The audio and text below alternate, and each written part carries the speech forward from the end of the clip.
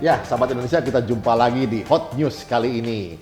Media massa punya fungsi informatif, punya fungsi edukatif, dan harus mencerahkan. Dan ada koridornya, yaitu etika jurnalistik atau kode etik jurnalistik.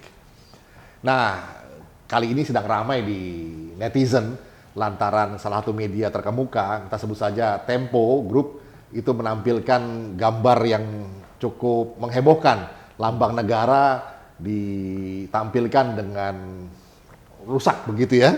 Nah, ini menjadi pembicaraan dan juga ada beberapa isu lain yang diangkat oleh rekan di media Tempo ini yang menjadi topik pembicaraan seperti buzzer lah, influencer segala macam.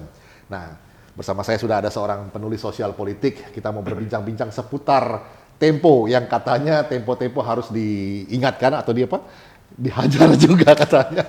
Nah, seperti apa dan mengapa? Nah, kita mau tanya langsung sama penulisnya. Mas Rudi Kamri, kenapa mesti dihajar katanya Tempo-Tempo ini? Iya, karena saya melihat ini media massa, khususnya Tempo ini sudah melebihi ambang batas toleransi sebagai seorang media yang bebas gitu, yang bertanggung jawab gitu.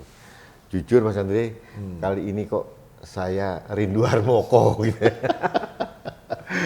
Mungkin sahabat Indonesia yang milenial nggak tahu siapa Harmoko. Harmoko itu adalah Menteri Penerangan zaman Presiden Soeharto dan dia tegas menjadi momok dari media massa. Bukan seperti itu maksudnya. Kita tidak ingin juga kembali seperti Orde Baru gitu ya. Tapi sekarang ini pemerintah hampir tidak berdaya gitu ya.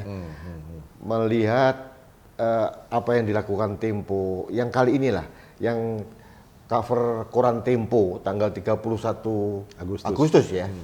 Bagaimana Tempo dengan maaf nih dengan kurang ajarnya melecehkan lambang negara kita Pancasila. Garuda Pancasila. Iya, Garuda Pancasila dilecehkan, ditoleh ke kiri, binekanya diamburadul, bulunya dihancur leburkan. Padahal menurut Undang-Undang Nomor 24 tahun 2009 tuh pasal 57 itu jelas ada sanksi pidana gitu. Artinya apa? Aparat negara atau siapapun instansi pemerintah harusnya bisa menggunakan tools itu gitu loh.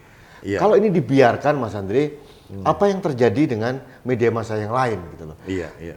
Maaf Mas Andre, saya dalam konteks ini tidak percaya dengan Dewan Pers. Karena Dewan Pers orangnya Tempo juga. Masih ada ya Dewan Pers? Masih ada. Dan biasanya mereka kan esprit de corps gitu ya. Melindungi kehormatan teman-temannya sendiri dan inilah reformasi kebablasan ini. Sehingga kita tidak punya tools, negara tidak punya tools untuk mengontrol media.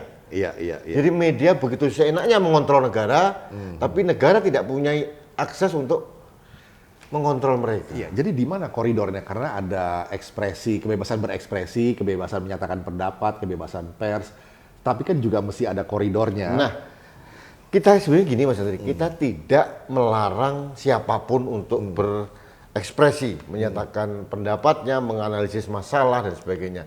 Kalau dalam kasus koran Tempo yang tanggal 31 Agustus kemarin, kontennya fine, nggak ada masalah.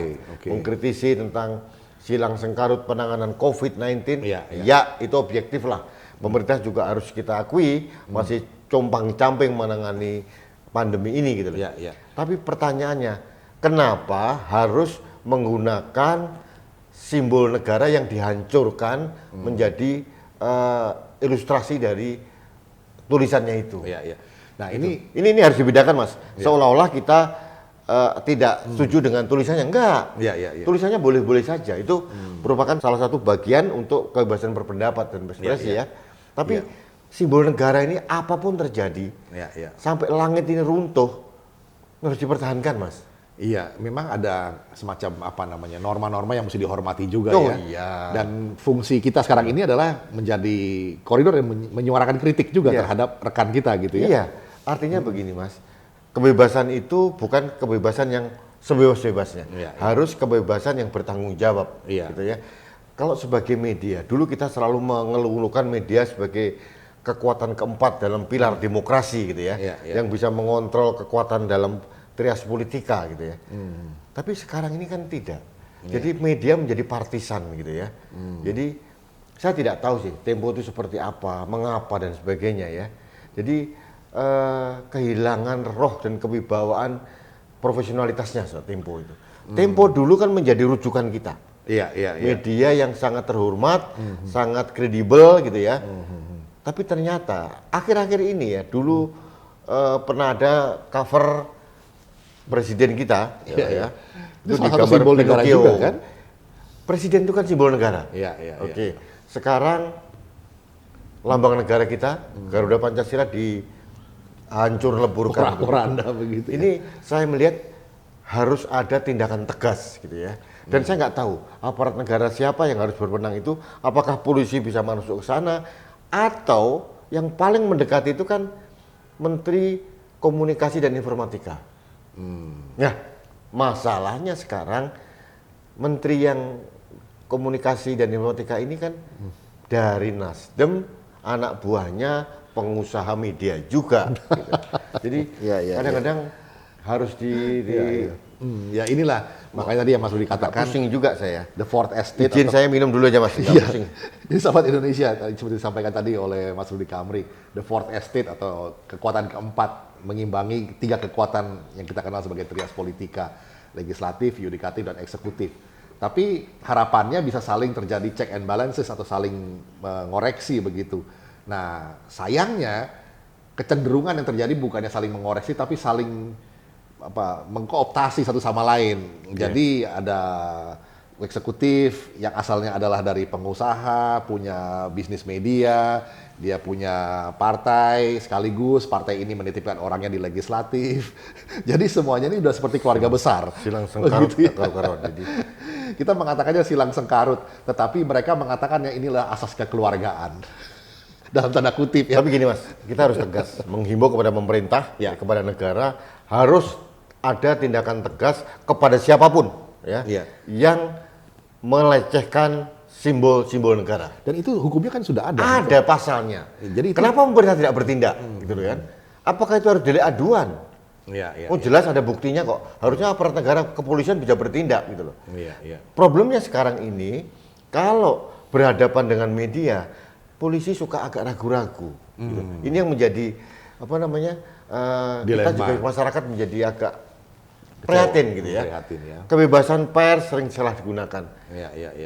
Saya jujur aja Pak Ade, dengan beberapa tayangan Tempo, postingan Tempo, muatan Tempo, saya tidak lagi percaya Tempo menjadi media yang independen lagi. Ada syarat kepentingan gitu ya. Jujur saja, ada media yang melecehkan simbol negara, lambang negara kita yang harusnya ke kanan dibelokkan ke kiri Garudanya. Itu sudah simbol-simbol yang ingin meruntuhkan wibawa negara toh. Jangan-jangan kadrun mereka. Nah, ini bahaya loh. Ini simbol negara mau dilecehkan. Bagaimana media yang dibaca setiap orang mempunyai keluasaan oleh negara, diberikan kebebasan untuk memberikan opini secara publik. Semena-mena seperti itu dan dibiarkan oleh negara. Iya. Ya ini sahabat Indonesia, koridor etika jurnalistik ya, jadi atau kode etik jurnalistik yang seharusnya tetap dijunjung tinggi oleh semua, termasuk mereka yang masuk dalam media online. Nah apalagi ini media yang sebetulnya mainstream. Ya. Jadi Mas, di dalam Undang-Undang Nomor 24 Tahun 2009 ya, ada rinci loh, tidak dilarang menulis, mencoret atau memodifikasi dalam bentuk apapun lambang negara jelas. Dan para pembuat undang-undang itu jelas. Ini pertanyaannya sekarang, kemana DPR kok diam sebagai pembuat undang-undang? Kemana pemerintah kok diam? Kemana aparat negara diam gitu loh? Akhirnya kalau dia dibiarkan menjadi presiden buruk Mas. Yang lain akan berbuat yang sama. Ini memberi acuan yang tidak baik ya. Ya sahabat Indonesia, memang kebebasan pers itu ada koridornya, yaitu tanggung jawab moral, etika, dan juga kebebasan orang lain. Nah tetap mesti menjaga atau menghormati apa yang sudah menjadi kesepakatan bersama, yaitu simbol-simbol negara, apa yang tercantum di dalam hukum itu sendiri. Terus dihormati Mas. Harus dihormati. Kalau bukan kita siapa lagi? Jadi itu jangan menjadi pembelajaran bagi generasi muda bahwa ada pembiaran pelanggaran undang-undang. Betul. Dan simbol negara itu harus dihormati gitu loh ya. Dan lagi memang kita harus menelisik secara lebih detail Tempo ya. Dalam majalah Tempo yang terbaru, dia mengkritisi lagi, memunculkan lagi isu influencer atau buzzer. Pertanyaannya apa sih urgensinya gitu? Dalam kondisi bangsa yang lagi krisis seperti ini, mereka seolah-olah tidak mau tahu. Tapi kalau mengenai buzzer atau influencer, ini era medsos, era media sosial. Jadi itu adalah salah satu instrumen media untuk menyampaikan pesan. Nah, dan saya selalu katakan bahwa influencer atau buzzer itu adalah salah satu tool untuk strategi komunikasi publik. Iya, yang penting buat saya ini nih Mas Rudi. Kontennya bagus atau enggak, hoax atau tidak, iya, kan itu. Nggak ada masalah toh. Kadang-kadang juga mungkin ada banyak pengusaha atau penguasa yang memanfaatkan media Tempo, Metro TV, Kompas TV sebagai buzzer mereka juga tuh. Iya. Dalam menyampaikan press release, mereka kan sebagai buzzer. Jangan-jangan Tempo menyuarakan ini juga buzzernya orang tertentu. Ya, untuk menyudutkan pemerintah. Tidak menutup kemungkinan. Oh, saya menduga keras ke arah itu. Karena apa? Sebetulnya kenapa masalah buzzer, influencer diulang-ulang lagi, diekspos lagi gitu.